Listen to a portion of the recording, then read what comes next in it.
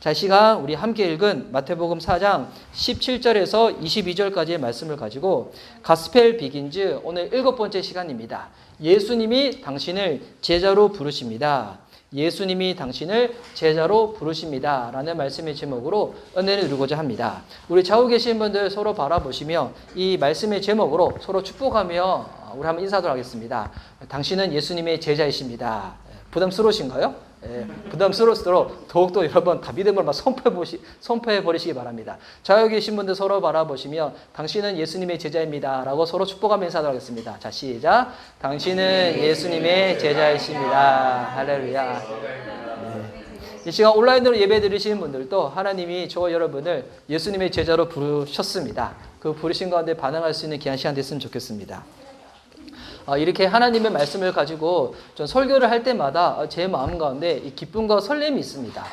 정말 말씀이라는 게 이게 진짜 얼마나 오묘한 주님의 말씀인지 우리가 성경을 읽을 때 여기서 대부분 뭐 일독일상은 해보셨잖아요. 안 해보신 분들은 또 하시게 되실 거지만 근데 성경은 진짜 한 번 읽어서 끝나는 것이 아니라 이 신학자들이 이 한 권 성경책을 가지고 특별히 우리 신학교 계시는 교수님들은 한 권뿐만이 아니라 그냥 성경에 나와 있는 한 권이 있잖아요. 뭐 요한복음은 요한복음, 요나서는 요나서, 뭐 시편은 시편. 그거 하나만 가지고 평생을 몰두하면서 그렇게 신학자가 되시는 분들도 계시거든요. 근데 이게 보면 어떻게 그 한 권의 책을 가지고 평생을 바칠 수 있나라고 생각할 수 있는데 근데 말씀을 보고 계속 연구하고 알아가다 보면 정말 그 말씀 안에 숨겨져 있는 하나님의 그 놀라운 보화들, 주님의 은혜들이 캐내고 캐낸다 해가지고 끝나는 것이 아니라 예전에 스타크래프트 하신 분들은 미네랄 캘 때 다 캐면 끝나버리지 않아요. 근데 이 말씀은 치트키를 쓴 거와 비슷해요. 아무리 캐도 캐내도 여러분 무한정 미네랄입니다. 계속 이 안에 주님의 진리와 은혜가 있거든요. 그래서 이 말씀을 볼 때마다 이 설교를 준비할 때마다 제 마음 가운데 기쁨과 설렘이 있습니다. 와, 하나님 말씀 가운데 내가 또 예전에 몰랐던 것들을 주님께서 깨닫게 해주시는구나. 그런데 기쁨과 설렘이 있는 것뿐만이 아니라 또 설교를 할 때마다 제 마음 가운데 늘 뭐가 있냐면 또 부담감도 있습니다. 어떤 부담감이 있냐면 하나님이 깨닫게 해주신 것을 어떻게 하면 우리 성도님들이 잘 이해할 수 있도록 내가 전할 수 있을까라는 부담감과 더불어서 이 말씀 가운데 과연 나는 그렇게 살고 있나라는 그 부담감도 늘 존재하고 있습니다. 기쁨과 설렘도 있고 부담감도 있고 늘 이것이 제 안에 공존하고 있는데 특별히 오늘 같은 이 본문을 나눌 때 우리가 인사할 때도 당신은 예수님의 제자라고 이렇게 이게 정확하게 무슨 의미인지도 우리 잘 모르는 상태에서 막 선포하고 축복하고 인사를 했잖아요. 근데 이 예수님이 우리를 제자로 부르셨다는 이 말씀 가운데 진짜 큰 부담감이 있거든요. 과연 내 삶은 예수님의 제자다운 그 같은 모습이 있는가? 또한 예수님의 제자답게 살고자 하는 내 안에 열망과 갈망이 있는가? 그런 부담감이 있는데 오늘 이 말씀을 통해서 하나님이 과연 우리를 어떤 자로 부르셨고 그 모습에 합당한 모습으로 살아가는 것이 무엇인지 오늘 이 말씀 가운데 깨닫는 시간이 되었으면 좋겠습니다. 오늘 본문은 이 마태복음에서 예수님이 처음으로 제자들을 부르시는 장면입니다. 예수님의 제자들을 부르시는 그 장면들이 복음서마다 보면 이 설명과 표현들이 조금씩 달라요. 특별히 이 베드로를 부르시는 장면 보면 누가복음에는 이게 상세하게 나와 있거든요. 그래서 예수님이 베드로가 그물질을 하고 있는 그 배에 예수님이 직접 타셔가지고 베드로를 부르실 때 베드로가 나는 죄인이라고 나를 떠나소서 이런 아주 상세한 내용들이 나와 있는데 그 반면에 이 마태복음에는 그와 같은 상세한 에피소드는 축약하고 예수님이 좀 더 큰 상황 가운데서 말씀하시는 바, 뜻하신 바가 무엇인지 거기에 강조를 하면서 제자들을 부르시고 있습니다. 먼저는 여러분 예수님이 제자들을 부르실 때 여러분 제자들을 왜 부르실까요? 여러분 예수님은 하나님이시잖아요. 능력이 많으시고 기적을 행하시고 다른 사람이 없더라도 충분히 하나님이 원하신 뜻을 이룰 수 있는 분인데 왜 예수님이 굳이 제자를 부르실까요? 우리가 지금 계속 마태복음 4장을 살펴보면서 지난주에 어떤 말씀을 살펴봤냐면 여러분 복습 차원에서 다시 한번 알려드리면 예수님이 광야 땅에서 3가지 시험을 말씀 가운데 다 이겨내시고 난 다음에 그러나서 이동한 곳이 어디였냐면 갈릴리 지역으로 갔습니다. 이 갈릴리 지역은 예루살렘이 아니라 이 이스라엘에서 외딴 지역이었거든요. 그때 갈릴리 지역에 가서 예수님이 이방의 갈릴리에서 예수 그리스도의 복음의 빛이 임하게 될 거라고 그 말씀을 쭉 선포를 하셨죠. 그래서 이 마태복음에 보면 예수님이 말씀을 하실 때 가장 중요한 예수님의 복음의 내용의 핵심이 뭐냐면 바로 천국이었습니다. 그래서 17절 말씀에 회개하라 천국이 가까웠느니라. 공생애를 하시면서 예수님의 첫 번째 메시지가 무엇인가? 회개하라 천국이 가까웠느니라. 여러분 이 천국이 헬라어로 바실레아라고 하는데 이게 뭐냐면 하나님의 나라, 주님이 통치하시는 주의 나라 이것을 뜻하시거든요. 그래서 이 마태복음에 보면 예수님이 복음을 전할 때마다 천국에 대해서 특별히 좀 더 자세하게는 하나님의 나라에 대해서 계속 설명을 하고 있습니다. 팔복을 예수님께서 나누실 때도 이 마태복음 이제 5장에 나오는데 원래 처음에는 이 마태복음을 나눌 때 이 4장까지 나눌 거라 생각을 못했어요. 근데 지금은 마태복음 5장을 나눌 거라 생각도 못했는데 지금 제 마음에는 마태복음 5장까지 나눌까 생각하고 있어요. 왜냐하면 이 마태복음 5장부터 예수님의 산상수훈이 쭉 시작되어지는데 예수님의 산상수훈의 팔복의 첫 번째 내용이 뭡니까?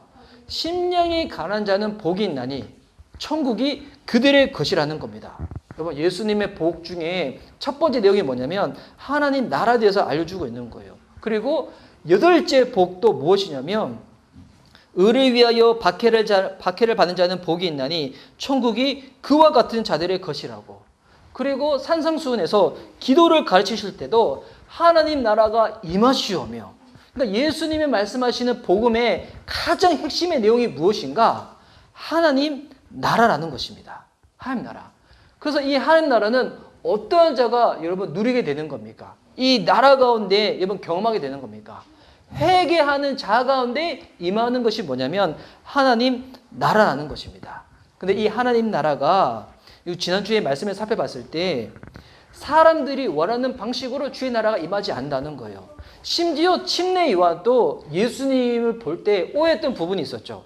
예수님이 능력이 많이 있으시니까 예수님이 능력을 바라셔가지고 지금 이 로마 제국의 이 압제로부터 우리를 벗어날 수 있도록 예수님은 힘과 권력과 정치적인 방법으로 이 모든 것들을 이루실 거라고 침례 요한도 그와 같은 오해를 가지고 있었는데, 근데 예수님은 그런 방식으로 주의 나라가 임하는 것이 아니라 지난주에 이 말씀 살펴봤었을 때 가난한 자 심령 가운데 예수님이 이루시는 방법은 가난하고 연약하고 정말 사람들이 주목하지 않는 방식을 통하여서 주의 나라가 임한다고 그 방식을 지난주에 우리가 한번 살펴봤었습니다.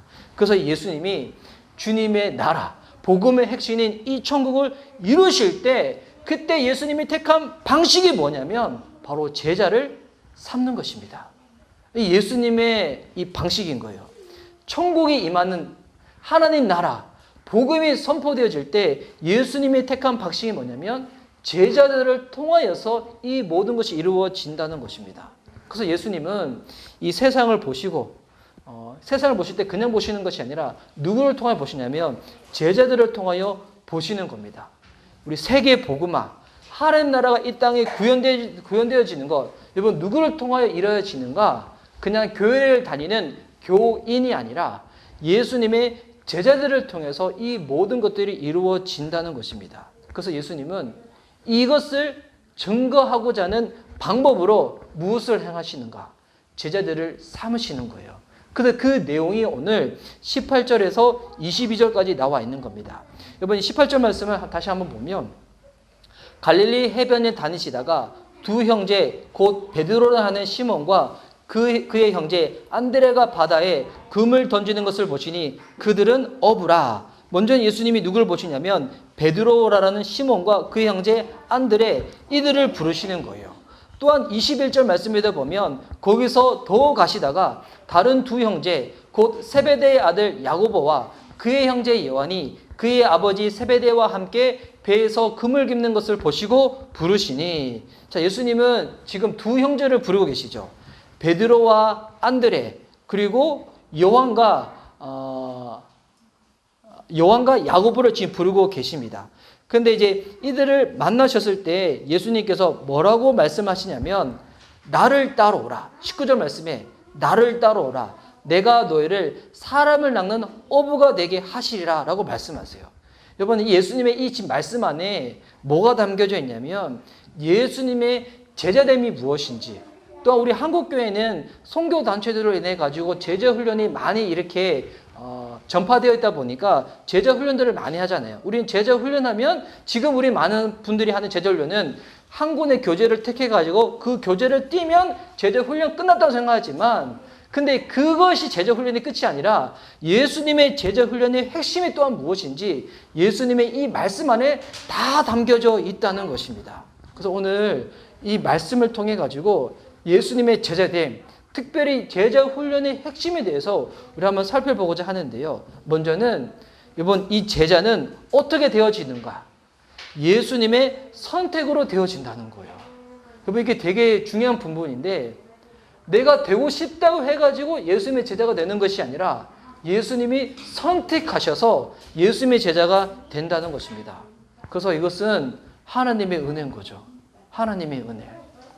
제가 어제 저녁에 저희 가족들끼리 모여가지고 갑자기 이야기를 하다가 갑자기 대학교 전공에 대한 이야기, 직업에 대한 이야기를 나눴어요. 그래서 우리 저희 첫째, 둘째가 전공 이야기하고 뭐 하고 싶은 막 얘기를 하다가 그래서 갑자기 어떤 얘기가 났냐면, 만약 저랑 제 아내가 예전의 시간으로 다시 돌아가서 다시금 전공을 택한다 한다면 무슨 전공을 택할 것인가? 제 아내는 원래 전공이 미술이지만 이제 다시 미술은 안 할 거래요. 본인은 간호학 같은 거 하고 싶다고. 그 좀 더 전문화된 일을 하고 싶다고. 근데 저는 예전으로 돌아가면 저는 다시 신학을 하고, 그리고 저는 원래 공대생이었으니까 공대 학과를 정할 것인가? 저는 안 그럴 것 같아요. 예. 저는 저의 의지로 목회자 된 게 아니거든요.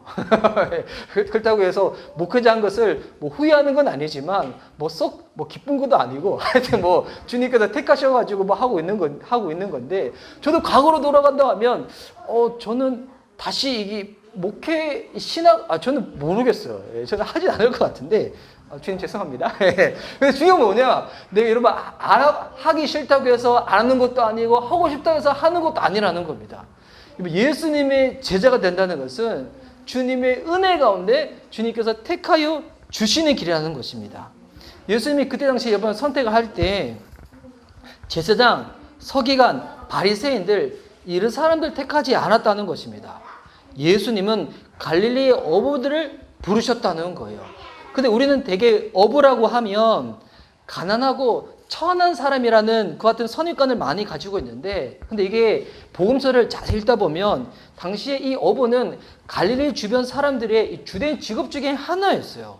그리고 이제 단순히 가난한 직업이 아니라 당시 이 예수님의 제자들 보면 사람들을 고용해가지고 일을 한 것을 볼 수가 있어요. 그러니까 이 경제적으로도 그렇게 가난했던 사람들이 아니었다는 거예요. 그래서 이 성경에는 정확하게 왜 그들을 부르셨는지 그 이유가 딱 나와 있지 않아요. 그런데 우리가 유추할 수는 있죠. 왜 예수님이 이와 같은 어부들을 부르셨을까? 여러분, 제자라는 이 단어의 사전적 의미가 뭡니까? 스승에게 배우는 사람이 제자잖아요. 근데 예수님은 누구를 제자로 부르시냐면 배울 수 있는 사람들을 부르신다는 거예요.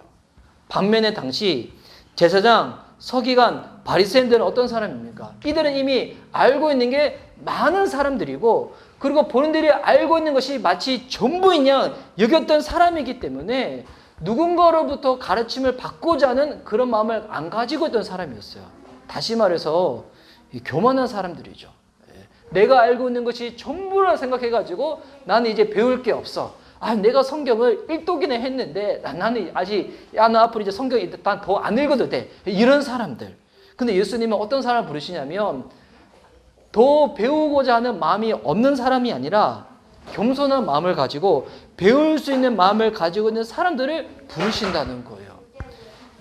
제가 예전에 교회에 우리 담임 목사님께서 이 사역을 하실 때 제가 늘 보면서 도전받았던 중에 하나가 뭐냐면, 이 예전 교회 담임 목사님이 늘 가방에 뭘 가지고 있었냐면 메모집이 엄청 많았어요.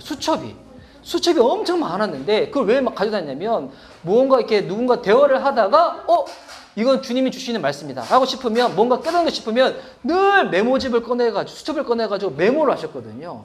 근데 저는 그 모습을 어렸을 때부터 보다 보니까 그 모습 볼 때마다 처음에는 뭘 적나 싶었어요. 근데 어떨 때는 저하고 대화를 하다가도 막 적을 때가 있었거든요. 근데 나중에 제가 깨달은 게, 야, 이게 진짜 겸손한 모습이구나. 누군가를 대화를 통해서도 무언가를 보면서도 하나님이 나에게 주시는 은혜라면, 깨달음이라면 그것을 여러분 희미한, 사람이 아무리 기억력이 좋다고 할지라도 이 희미한 볼펜보다도 여러분 약한 게 사람의 기억력이거든요. 적어놔야지, 기록해야지 남겨지는 것인데 순간 이거 다 알았다, 기억했다 하는데 시간 지나면 금방 까먹어버리시죠. 여러분 매 주일마다 경험하지 않으십니까? 우리 지금 마태복음 4장을 계속 보고 있지만 이 자리에 딱 오셨을 때 지난주에 들었던 설교 말씀 다 기억하고 계신가요? 우리 교회 성도님들은 다르시지. 제가 착각했습니다. 그런데 우리의 기억력이라는 게 한계가 있거든요. 근데 예전에 목사님은 늘 이 기록하시는 거 보면서 와, 이 모습이 진짜 겸손한 모습이구나, 이걸 깨닫게 되었는데, 예수님은 어떤 자들을 부르시는가? 배우고자 하는 마음이 있는 사람들을 주님께서 부르신다는 거예요. 그리고 그들에게 말씀하시죠. 나를 따라오라. 여러분, 이거를 보면 제자 훈련의 교재가 무엇인지 알 수가 있어요. 여러분, 제자 훈련의 교재, 지금은 우리가 현대화된 방법으로 잘 만들어진 책을 가지고 많이 익히고 나누고 배우고 하지만 여러분, 그 책도 결국 누구를 가리키는 겁니까? 제자 훈련의 진짜 교재는 예수님, 그분 자체라는 거예요.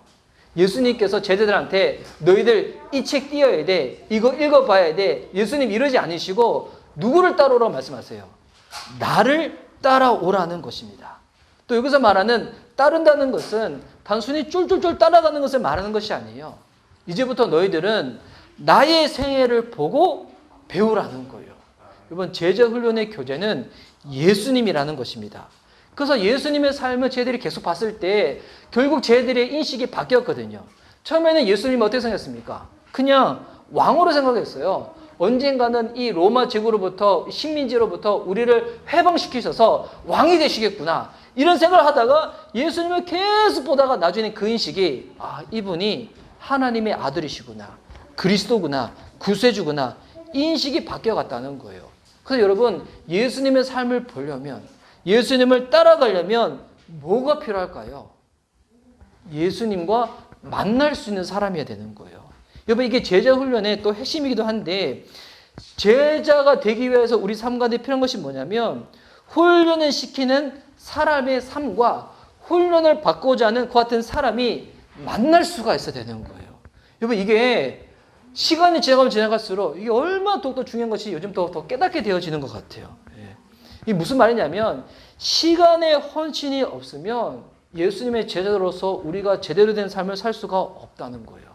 여러분, 현대인에게 있어서 여러 가지 많은 우상들이 있지만 요즘 진짜 보이지 않는 큰 우상이 뭐냐면 시간이 우상이에요. 시간을 내어드리지 못하는 거예요. 이게 사람들마다 성향이 다르잖아요. 어떤 사람은 계획적인 사람이 있고 어떤 사람은 좀 직관적이고 충동적인 사람이 있는데 이 사람의 성향과 상관없이 나의 시간을 과연 그분께 드릴 수 있는가?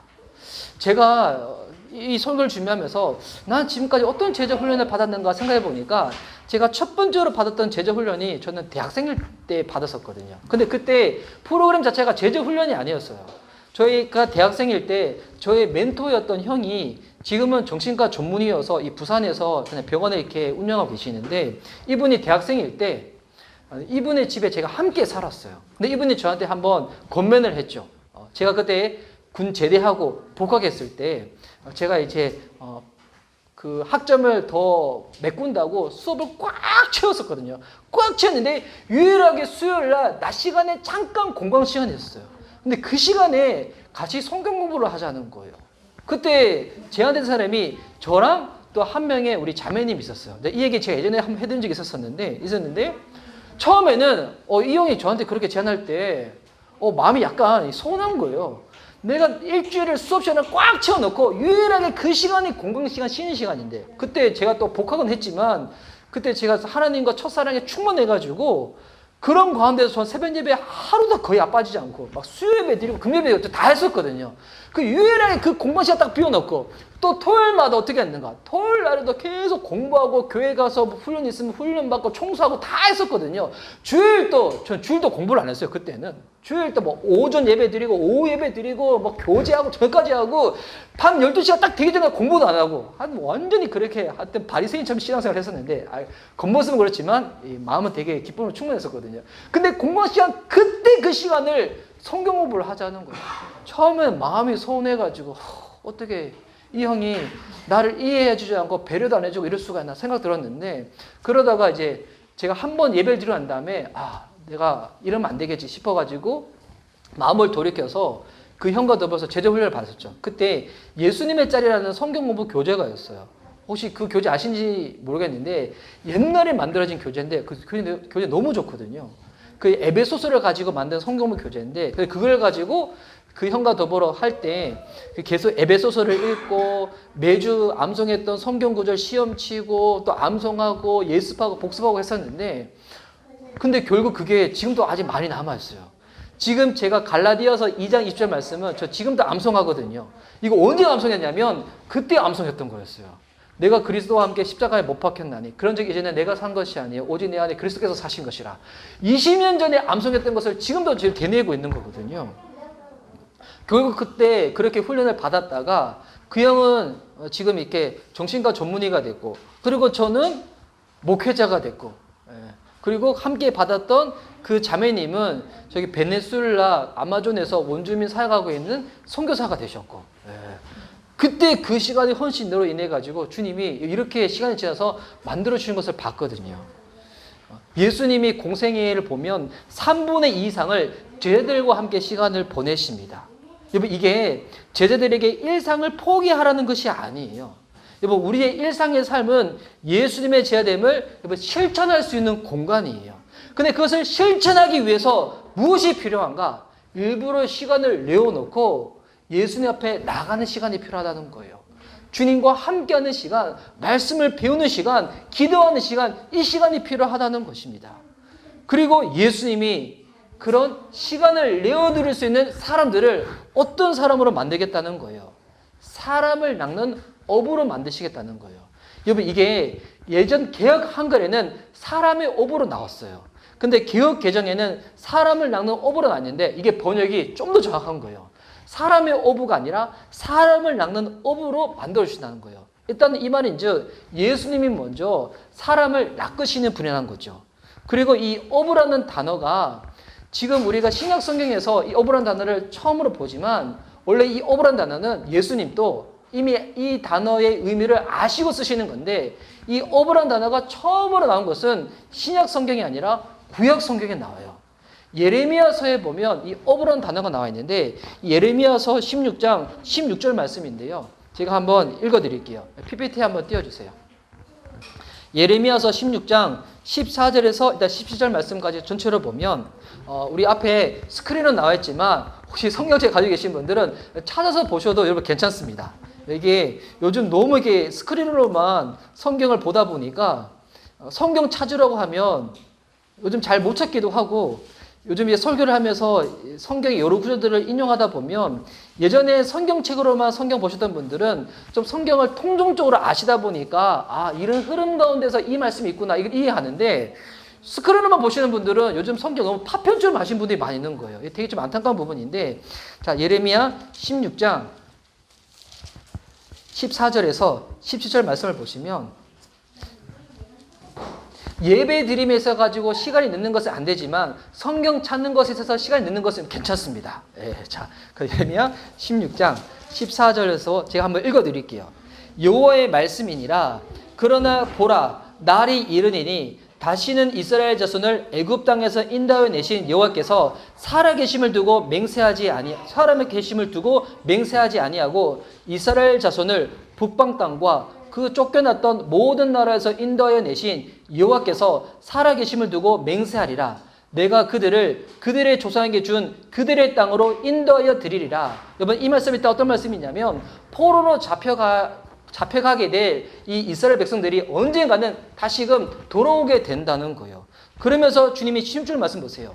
여호와의 말씀이니라. 보라, 내가 많은 어부들을 불러다가 그들을 낚게 하며 그 후에 많은 포수들을 불러다가 그들을 모든 산과 모든 언덕과 바위 틈에서 사냥하게 하리니 이는 내 눈이 그들의 행위를 살펴보므로 그들이 내 얼굴 앞에서 숨기지 못하며 그들의 제약이 내 목전에서 숨겨지지 못함이라.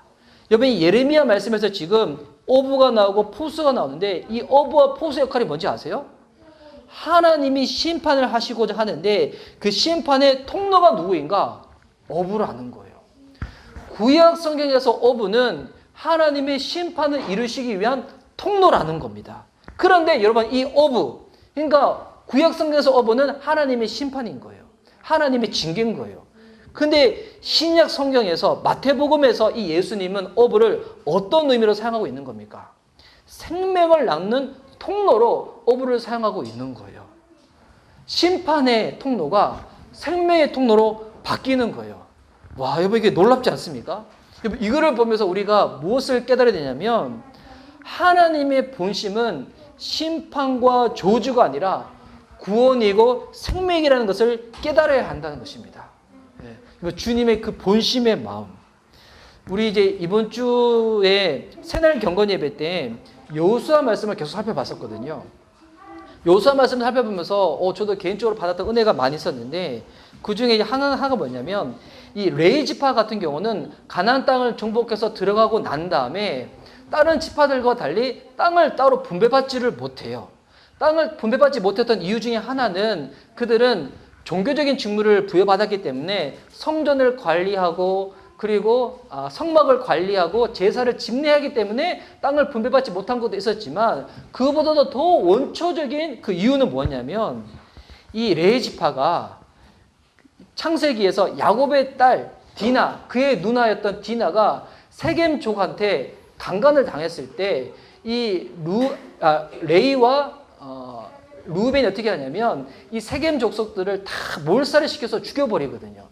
그리고 난 다음에 그들은 저주를 받게 돼요. 너희들은 가나안 땅 들어가더라도 심판받은 족속이기 때문에 땅을 부여받지 못할 거라고. 근데 그랬던 이 레위 지파가 나중에 어떻게 되는가? 종교적인 직무를 감당하게 돼가지고 하나님의 예배를 여러분 이렇게 관리하는 역할을 하게 되거든요. 여러분, 이거를 보면서 와, 하나님은 어떤 분이신가? 우리를 저주와 심판 가운데 두시는 분이 아니라 우리의 다시금 은혜를 허락하셔서 회복할 수 있도록 도와주시는 분이 우리 하나님이시라는 거예요. 하나님의 본심의 마음은 징계가 아닙니다. 심판이 아닙니다. 우리가 구원받기 원하고요. 우리가 회복하기 원하는 것이 주님의 마음이라는 겁니다. 지금 예수님이 이 어부라는 단어를 통해 가지고 무엇을 우리에게 알리는 것인가? 하나님의 마음을 알기를 원하시는 거예요. 여러분, 어떤 사람이 예수님의 제자가 되는가? 주님의 마음을 아는 사람. 주님의 그 마음을 알아주는 사람. 우리가 이렇게 가족 내에 있을 때 부부들이 다른 것 때문에 서운한 게 아니라 그 마음을 몰라줄 때 아내들이 서운하거든요. 제가 이야기 가끔씩 하는데 제 아내는 꽃을 좋아하고 과일을 좋아해요. 그런데 저는 그걸 알면도 불구하고 어느 날 제가 이제 예전에 한창 사역 열심히 하고 했을 때 금요일에 마치고 난 다음에 제 아내 좋아해라고 제가 치킨을 사들고 집에 들어간 적이 있었어요. 제 아내가 그때 밤인데도 불구하고 안 자고 이 부엌에서 싱크대에서 막 이렇게 설거지를 하고 있는 거예요. 그래서 제가 치킨 사고 들어갔으니까 전 제 딴에는 점수 좀 얻겠다 싶어가지고 제 아내를 뒤에서 로맨틱하게 딱 안아줬거든요. 치킨 싸와서. 근데 제 아내가 너무 좋아할 줄 알았는데 서운함이 폭발해가지고 지 먹고 싶은 거 사왔다고. 물론 이렇게 표현하진 않았어요. 이게 편하지 않지만 내가 좋아하는 게 뭔지 알면서도 불구하고 이 치킨 사왔다고 막 서운함이 폭발하게 그런 적이 있었거든요. 그래서 제가 이 서운한 마음을 다시금 달래고 싶어가지고 예전에 생일 때 제 아내가 꽃을 좋아하잖아요. 그러니까 저는 꽃을 어디서 사야 될지 잘 모르다 보니까 제가 이제 당시 교회에 계셨던 간사님 통해가지고 교회에서 꽃배달 하는 업체에 부탁해가지고 프린터로 생일 축하한다 딱 찍어난 다음에 꽃을 딱 보낸 적이 있었어요. 저는 진짜 너무 좋아할 줄 알았는데 그 꽃 받고 난 다음에 자기가 좋아하는 꽃이 뭔지도 모르고 꽃을 살 때 내가 분명히 여기서 사라고 했는데 이렇게 배달로 보내가지고 직접 송곳이 쓴 것도 아니고 프린터로 딱 찍어서 보냈다고. 제 아내가 서운함이 폭발해가지고 안 한 번도 못한 오래 했다가 서운함 폭발시켰다. 여러분, 이 행위 자체가 잘못된 게 아니라 뭐가 잘못된 거예요. 우리 연애는 커플들 잘 아셔야 되는데 자기 마음을 안 알아주고 때문에 서운했다는 거예요. 여러분, 이게 부부 관계뿐만이 아니라 주님과의 관계도 마찬가지입니다. 여러분, 주님 우리 앞에 날 때 여러분 주일 예배 드리는 거 잘하고 계시는 거예요. 오늘도 예배 드리면서 봉사하시는 거 잘하고 계시는 거예요. 내가 가지고 있는 물질이 주님께서 허락하신 것이라고서 또 11조도 하고 금식도 하고 성경 통독하는 거 잘하고 계신 거예요. 그런데 복음서에 보면 바리새인들은 내가 일주일에 2번 금식을 하고 11조도 함에도 불구하고 예수님께 오히려 더 책망받거든요. 이거 왜 책망받을까요? 행위가 잘못됐기 때문에 아니에요. 그들은 하나님의 마음을 알고자 하는 그와 같은 마음은 전혀 없었던 거예요. 그것은 다 빼어놓고 겉모습만 그렇게 종교적으로 율법적으로 딱딱 하니까 주님 마음도 모르는 상태에서 그렇게 나오니 예수님이 그들을 책망하시는 거예요. 여러분, 이게 우리 예수님의 마음이에요. 예수님은 예수님의 마음이 어떠한지 그 마음을 알아주기를 원하시는 거예요. 이게 어부라는 단어를 통하여 예수님이 저희들에게 하시고 싶은 메시지라는 거예요. 또 이 4명의 사람들은 하는 직업이 어부였잖아요.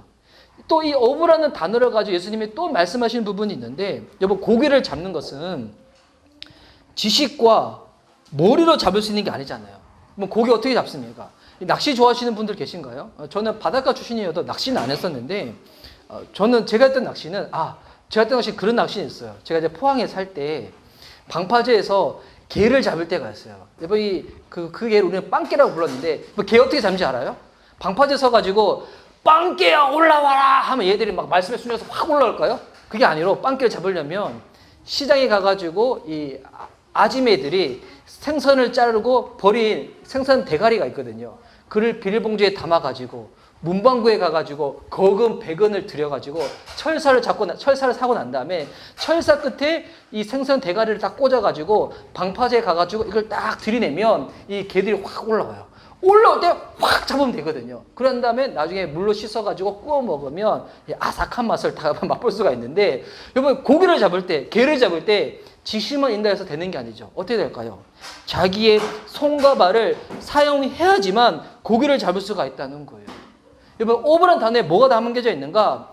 본인의 땀과 노력이 들어간 헌신이 수반되어져야지만 예수님의 지다운 삶을 살 수가 있다는 거예요. 다시 말해, 행하는 자라야 되는 것입니다. 사람을 낳는 어부로서 예수님이 먼저 그 삶을 보여주셨죠. 공생애를 사시고 십자가의 죽음과 부활로서 우리를 살리는 대속물이 되셨잖아요. 예수님이 그냥 말로만 한 것이 아니라 예수님의 생애로 먼저 친히 그 삶을 보여주시고 사신 거잖아요. 여러분, 제자는 어떤 사람이 제자가 될 수 있는가? 이걸 정리해보면 결국 배울 수 있는 사람, 만날 수 있는 사람, 주님의 마음을 아는 사람, 이제 더 나아가서 순종과 헌신으로 반응하여 행하는 사람들. 그래서 예수님이 제자들을 딱 부르실 때 제자다운 모습은 뭐냐면 제자들이 보여야 반응이 있거든요. 예수님, 생각해 볼게요. 이번에는 너무 바빠서 안 될 것 같고요. 다음에 해볼게요. 아니면 조금 고지식하게, 예수님, 기도해 보겠습니다. 여러분, 이렇게 해서 제자 될 수 없다는 거예요. 어떤 사람이 제자로서 합당한 삶을 살 수가 있는가? 여러분, 다시 마태복음 4장으로 돌아와서 다시 동일하게 나오는 표현들이 있습니다. 어떤 표현들이 있냐면 예수님이 제자들을 부르시고 난 다음에 20절 말씀 보세요. 그들이 곧 그물을 버려두고 예수를 따르니라. 22절 말씀에도 그들이 곧 배와 아버지를 버려두고 예수를 따르니라. 여러분, 어떤 사람이 예수님의 제자다운 삶을 살 수 있는가? 예수님을 내가 가지고 있는 것을 버려두고 따르는 사람, 예수님을 쫓아가는 사람이 제자가 될 수 있다는 거예요. 근데 이 말의 의미를 우리가 정확하게 알아야 될 게, 이거를 곧대로 받아들여가지고 예수님의 제자 되려면 내가 하고 있는 생업을 포기하고 가족을 포기하고 그렇게 따라가야 되는 거구나. 여러분, 이렇게 하면 안 되는 거예요. 제가 처음 사역자 됐을 때 제가 이제 어느 교회 목사님과 얘기는 하지 않겠는데 정말 초인적으로 사역하시는 목사님이 계셨어요. 지금도 그분은 초인적으로 사역을 하세요. 그래가지고 이분의 이제 간증을 들은 적이 있었거든요. 설교하실 때 할렐루야 하시는 분이 있어요. 할렐루야, 주의 종들 능력 받아야 돼, 이런 목사님이 계신데, 근데 이분 앞에 제가 전도사할 때 직접 그 앞에서 말씀을 드린 적이 있었거든요. 근데 이분은 설교하실 때 무릎 꿇고 설교하시는 분이 계신데 이분이 이제 목회자로 사역을 하는데 이분은 그 사모님도 되게 초인적인 분이셔.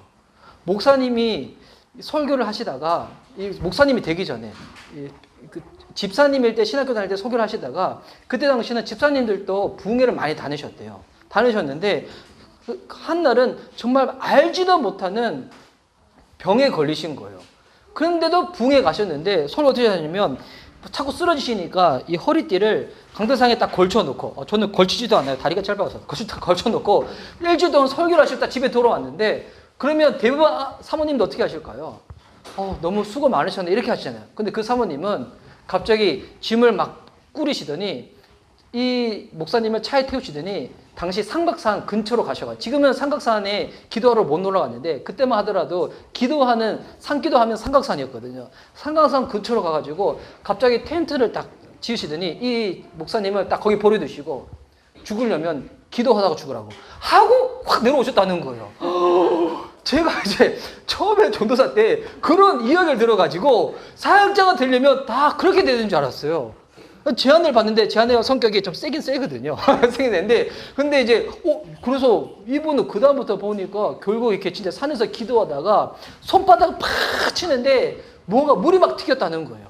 눈 떠보니까 손에서 피가 터져가지고 막 그러다가 병 업어가지고 막 사역하시면서 막 가족도 돌보지 않고 막 사역하셨다는 거거든요. 저는 처음에 진짜 그렇게 해야 되는 줄 알았어요.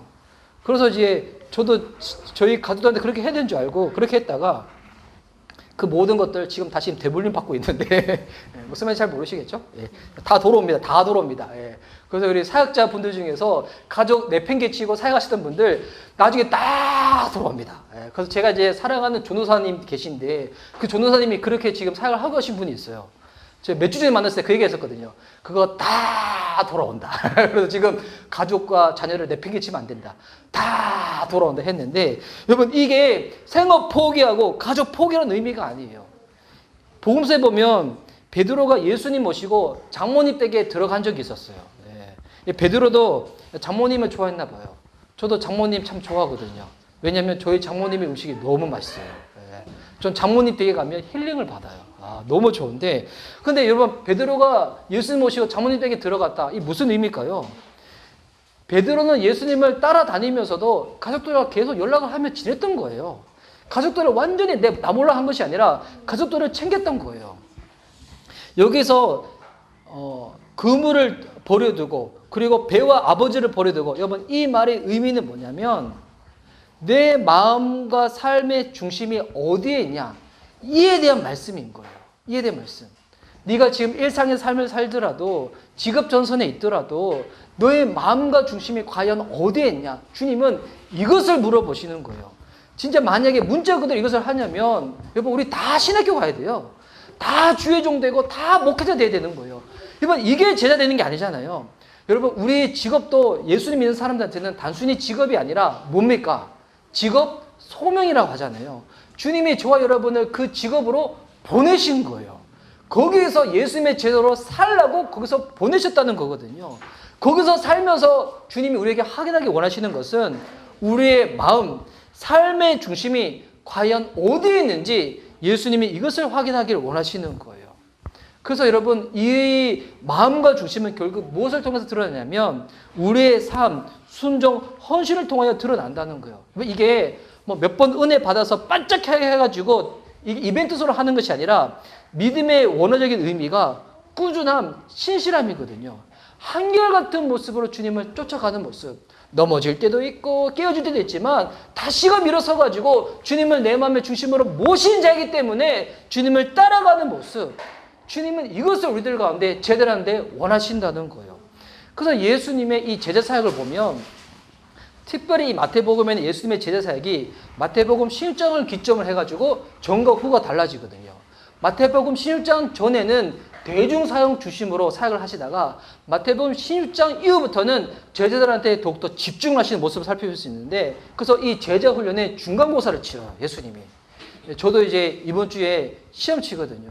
제가 청강 듣는 과목에 있는데 청강생 또 시험을 쳐야 된다 해가지고 제가 이제 헬라어 시험을 치는데 그 예수님의 그럼 제자훈련의 중간고사가 어디인가? 이 마태복음 16장 우리 13절에서 15절에 나와 있습니다. 마태복음 16장을 한번 펴보시기 바랍니다. 마태복음 16장에 보면 예수님께서 지금 빌립보 가이사라 지방으로 가세요. 빌립보 가이사라. 근데 예전에 우리 초창기에 우리나라에 성경이 들어왔을 때는 이 가이사라가 번역되어질 때 이게 일본어로 가이가 개라고 발견되거든요. 그래서 어떻게 발음했냐면 빌립보 게사랴. 그 예수님이 빌립보 가이사라 갔던 이유가 예수님이 게사로 빌립보 지역 갔다고 이렇게 오해를 했다는 건데, 근데 그게 아니에요. 이 가이사라는 로마 황제 시절을 말하고 있는 건데, 그리고 빌립보는 분봉을 말하고 있는 겁니다. 이 지역에 가가지고 예수님이 중간고사를 치릅니다. 중간고사 내용이 무엇인가? 사람들이 인자를 누구라 하더냐? 그랬더니 14절에 더러는 침례 요한, 더러는 엘리야, 어떤 이는 예레미야, 선지자 중에 하나라 하더이다. 그리고 이제 그들 가운데 중간고사를 또 치릅니다. 15절 말씀, 이르시되 너희는 나를 누구라 하느냐? 예수님이 제자한테 물어보는 거예요. 너희한테 나는 누구야? 여러분에게 있어가지고, 우리의 삶에 있어가지고 예수님은 과연 누구신가? 여러분, 이게 예수님이 물어보시는 제자됨에 있어서 중간고사라는 겁니다. 이 질문 앞에 여러분, 우리는 날마다 서 있어야 한다는 겁니다. 당시 이 로마 제국은 물질 만능주의, 세상 이 모든 것의 핵심이고 가장 강대국이었는데, 물질과 환경과 교통과 그 모든 것들이 가장 발전되어 있는, 유행을 선도하고 있는 이와 같은 로마 황제의 이 큰 대도시에서 예수님이 딱 물어보시는 거예요. 너한테 나는 누구야? 물어보는 거예요. 결국 이 말이 우리의 마음을 가장 많이 차지하고 있는 그 존재가 누군지를 예수님은 확인하고 싶은 것이었거든요. 제가 이번 주 중에 어느 봤던 이 동영상 중에서 제가 재밌는 동영상을 봤는데, 이 물컵 있잖아요. 지금 이 물컵에 물이 담겨져 있지만 만약 비어있는 물컵이라 할지라도 이 물컵 안에는 공기가 담겨져 있잖아요. 여러분, 이 물컵에 공기를 비우고 다른 것을 담으려면 어떻게 될까요? 공기를 비울 수 있는 방법. 이 물컵을 물속에 담그면 되잖아요. 그러면 자연스럽게 공기는 빠져나가고 물이 담기게 되는 거잖아요. 여러분, 우리 사람의 마음이라는 게 그렇거든요. 지금의 시대는 음욕의 시대를 해가지고 이 육적인 타락이, 성적인 타락이 엄청 많이 있잖아요. 근데 여러분, 이 육신의 타락은 육신만의 타락으로 결코 오지 않습니다. 정신이 타락한 사람이 육신적으로도 타락하게 되는 거예요. 그럼 정신의 타락은 어떻게 오는 것인가? 이거는 영혼의 병듦에서부터 오는 거거든요. 여러분, 영혼이 병들어 있는 것은 우리의 수원과 노력으로 되지 않습니다. 우리의 마음이 비어져 있다 보니까 우리는 이것을 비움의 상태로 두지 아니하고 계속 뭔가 채우려고 하는 거예요. 근데 잘못 채워지니까 영혼이 어떻게 되는가? 병들어지는 거예요. 병들어지는 거. 그 영혼이 병들어지니까 정신적으로도 망가지게 되는 것이고, 정신적으로 망가지니까 육적인 타락까지 오게 되는 것이거든요. 그러니까 그 무엇을 해도 만족감이 없는 거예요. 만족감이 없는 거.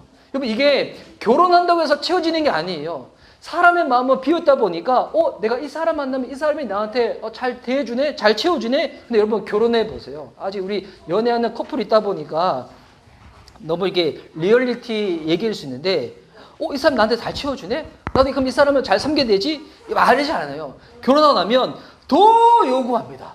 더 요구하고요. 더 요구하는 것에서 가지고 이것을 더욱더 여러분 이렇게 자연스럽게 생각을 해요. 그러니까 아무리 사람이 뭔가 하려고 해도 채워지지 아니하니까 계속 요구하고 채우려고 하는 것인데, 근데 우리의 비워진 이 마음, 다른 어떤 것으로 채워지는 것이 아니라 완전하게 만족을 줄 수 있는 것으로 채워야 되는 것인데, 그 완전한 만족을 주는 것이 무엇인가? 바로 하나님의 사랑으로 채울 때만이 가능하다는 거예요. 청년들 중에서 청년들뿐만이 아니죠.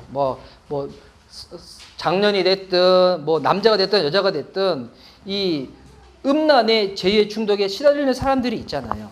근데 이게 이길 수 있는 방법이 뭔지 아세요? 육적으로 수행하고 고통하고 금식한다고 해서 이게 되지 않아요. 잠깐이에요, 잠깐. 지나고 나잖아요. 또 그 죄에 또 빠집니다. 이거 이길 수 있는 유일한 방법이 있어요. 정말 사랑하는 사람을 만나면 안 보게 돼요. 행하지 않게 돼요. 그러니까 정말 사랑하는 사람을 아직 만나지 않으니까 어떻게 되는 거예요? 내 마음의 이 허한 마음 때문에 죄를 짓게 되고 정신의 아픔, 영혼의 아픔을 계속 시달리게 되는 거거든요. 이 말이 무슨 말인가? 어떤 사람이 예수님의 제자가 되고 예수님의 제자답게 살 수가 있는 것인가? 나라는 이 마음, 이 영혼을 하나님의 사랑에 담그는 거예요. 그 사랑을 담궈서 내 마음이 주의 사랑으로 채워지고 그 사랑을 경험하고 그 사랑을 알아가는 사람만이 어떻게 되어지는 것인가? 세상 한가운데 있더라도 세상 가운데서 내 마음이 나누어지거나 망가지거나 끼어지지 아니하고 주님 붙잡으시는 그 사랑으로 끼어서 나아갈 수가 있다는 것입니다. 그래서 예레미야 2장 13절에 예수님이 백성들의 죄악을 꼬집을 때 이렇게 말씀하시거든요. 제가 한번 읽어드릴게요. 예레미야 2장 13절. 내 백성이 두 가지 악을 행하였나니 곧 그들이 생수에 근원되는 나를 버린 것과 스스로 웅덩이를 판 것인데 그것은 그 물을 가두지 못할 터진 웅덩이들이니라. 여러분, 이스라엘 백성들의 가장 큰 죄악의 두 가지 원인이 무엇인가? 생수의 근원, 우리의 영혼을 궁극적으로 채울 수 있는 그 주님을 버린 것과 주님을 버리고 난 다음에 이제는 스스로 만족함을 누리기 위해서 웅덩이를 파봤지만 그것으로는 도저히 채워지지 않고 만족함을 누리지 못하다 보니 이스라엘 백성들은 하나님을 섬긴다고 하면서도 불구하고 우상을 섬기고 이방의 신들 가운데 그들의 마음을 들이며 갔다는 것입니다. 이건 결국 하나님께 쓰임받는 인생들의 공통점이 있어요. 그 무엇이냐면 주님께 내 마음을 드린 사람들이에요. 내 마음을 예수님으로 채운 사람들이라는 것입니다. 근데 그와 같은 자들로 예수님이 지금 저와 여러분을 부르시고 계시다는 거예요. 예수님의 제자로 부르심을 받았다. 이 말은 즉 무슨 말인가? 하나님의 사랑으로 채우라는 거예요. 주님의 사랑으로 가득 채워진 자만이 세상에 있는 죄악과 유혹과 중독 가운데 흔들리지 아니하고 이겨내며 나갈 수가 있다는 것입니다. 여러분, 오늘 주님이 저와 여러분을 제자로 부르셨습니다. 제자답게 살아감에 있어가지고 이 세상은 더욱더 힘들고 어렵게 만들지만 주님이 이 부르심에 합당히 살 수 있도록 우리들 가운데 성령을 보내주시고요. 성령으로 말미암아서 깨달은 바를 가르침 받은 바를 깨달을 수 있도록 도와주시고요. 그대로 살아낼 수 있도록 우리에게 믿음과 힘을 더하여 주신다는 것입니다. 오늘 그 부르심 가운데 믿음으로 반응할 수 있는 저와 여러분 됐으면 좋겠습니다. 무엇보다도 다시금 하나님의 사랑으로 내 영혼을 채워주시고 나의 이 비어진 마음이 다른 것으로 담겨지는 것이 아니라 주님의 사랑에 푹 담긴 그와 같은 그릇 될 수 있도록 주님 나를 붙잡아 달라고 그 결단 가운데 나아갈 수 있는 저와 여러분 될 수 있기를 예수님의 이름으로 축복하는 바입니다. 아멘.